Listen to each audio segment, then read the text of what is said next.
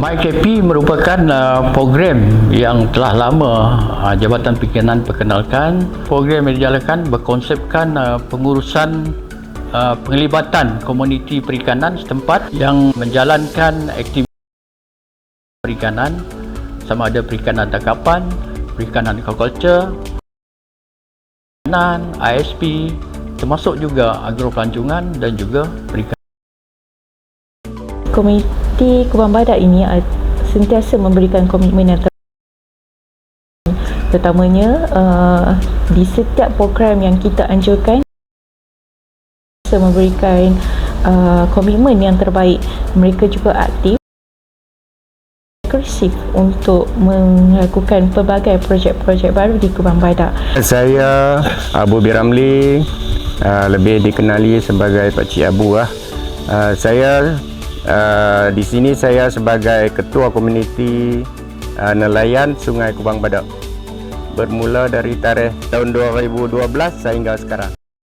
Lebih kuranglah 70 buah. Kami di sini ada ternakan ketam nipa. Di sini juga kami ada ternakan latun, ternakan kupang dan tiram. Hasil daripada komuniti di Kubang Badak, kami akan pasarkan di seluruh kawasan Langkawi dan hotel-hotel yang ternama lah. Assalamualaikum, nama saya Sabri bin Musa, salah seorang pengurusan Koperasi Nelayan Sungai Kubang Badak Langkawi Berhad dan juga anggota MyKP Sungai Kubang Badak. Pihak koperasi menjalankan beberapa aktiviti pelancongan. Yang utamanya ialah pelancong akan dibawa untuk melawat 12 lokasi geotrail ataupun lebih dikenali nama istimewanya iaitu Bio Geotrail Kubang Badak.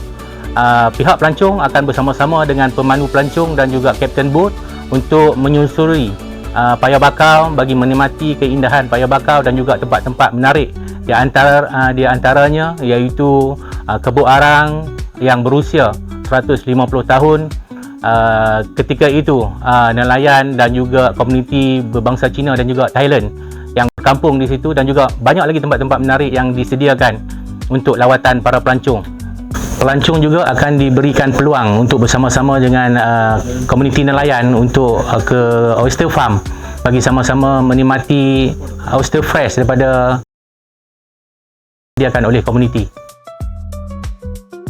Saya Rus Asmizal bin Muhammad Ghazali, pengusaha crab farm Langkawi di bawah komuniti nelayan Sungai Kubang Badak.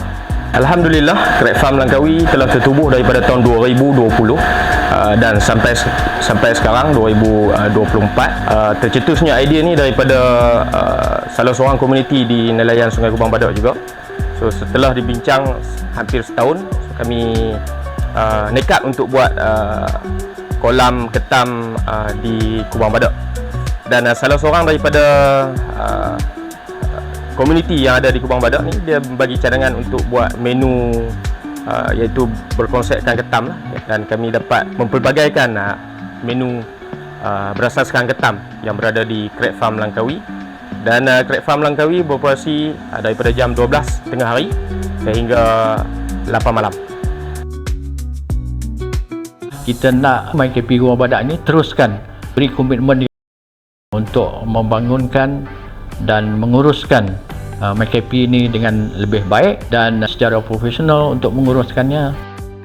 Harapan kita terhadap komuniti supaya komuniti ini berdaya maju untuk melahirkan ramai lagi usahawan di negeri Kedah, terutamanya di Kubang Badak, dalam memperkasakan aktiviti kepelbagaian di biodiversity kawasan tersebut, seterusnya menjadi ikon komuniti yang terbaik di persada dunia. Saya sebagai Ketua Komuniti Badak mengucapkan berbanyak-banyak terima kasih agensi-agensi yang membantu kami, terutamanya Jabatan Perikanan yang banyak membantu komuniti di Kubang Badak. Terima kasih.